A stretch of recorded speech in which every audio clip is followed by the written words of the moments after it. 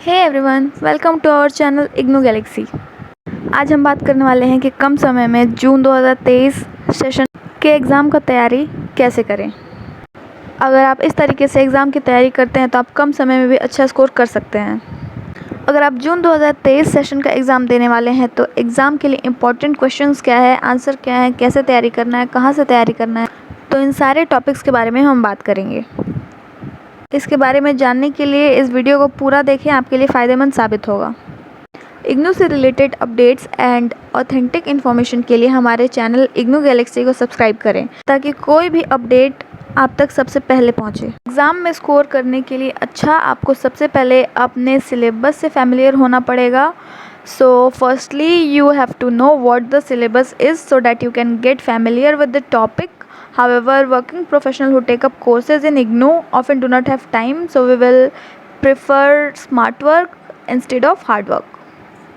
पहले आपको PYQs जो कि प्रीवियस ईयर क्वेश्चन पेपर्स 5 से 10 साल के डाउनलोड कर लेने हैं, और अगर आप 10 साल के PYQs नहीं सॉल्व कर पाएंगे तो कम से कम 5 साल के तो करने ही पड़ेंगे आपको।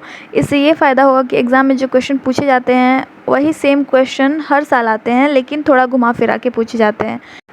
तो जून 2020 का क्वेश्चन पेपर देख सकते हैं आप, जिसमें एक क्वेश्चन पूछा गया है कि हड़प्पा संस्कृति के पतन के विषय में प्रस्तुत विभिन्न सिद्धांतों के बारे में बताएं। तो PYQ सॉल्व करने से ये भी पता चलता है कि कौन कौन से टॉपिक इम्पॉर्टेंट हैं। हड़प्पा संस्कृति जैसा कि आप देख सकते हैं। अब फरवरी 2021 का पेपर देखिए, जिसमें सेम क्वेश्चन पूछा गया है, बस वर्ड्स डिफरेंट यूज़ किया गया है। हड़प्पा संस्कृति के बारे में पूछा गया है। 2021 जून का एक और पेपर देख सकते हैं आप, यहाँ भी हड़प्पा संस्कृति के बारे में पूछा गया है। दिसंबर 2021 के पेपर में भी हड़प्पा से रिलेटेड क्वेश्चंस आए हैं। जून 2022 के क्वेश्चन पेपर को देखें तो हड़प्पा सभ्यता के बारे में पूछा गया है। तो 2023 में भी हड़प्पा से रिलेटेड क्वेश्चन आने के हाई चांसेस बनते हैं।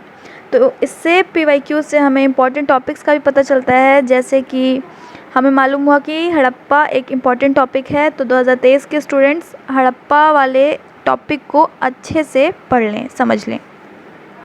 तो PYQs डाउनलोड करने के बाद आपको क्या करना है, स्टडी मटेरियल देखना है, और PYQs में जो क्वेश्चन ज़्यादातर रिपीट हुए हैं उनको देख लें कि वो कौन से टॉपिक में है, कौन से सब्जेक्ट में है, कौन से चैप्टर में है, और उन सारे इम्पॉर्टेंट टॉपिक्स को, चैप्टर्स को अच्छे से समझ लें। और अगर आपको किताब में से ना समझ में आए तो आप YouTube का हेल्प लें और उसमें जो टॉप 5 वीडियोज़ हैं उनको देखें।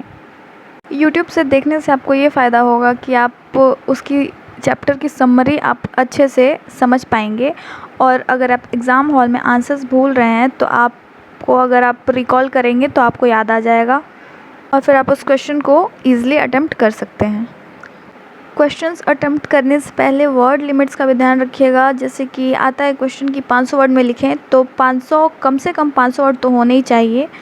एक दो ज़्यादा हो गया तो चलेगा, लेकिन कम से कम 500 वर्ड्स होने चाहिए।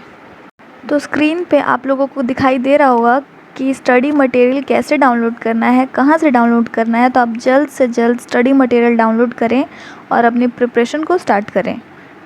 ऑल द बेस्ट, मिलते हैं नेक्स्ट वीडियो में।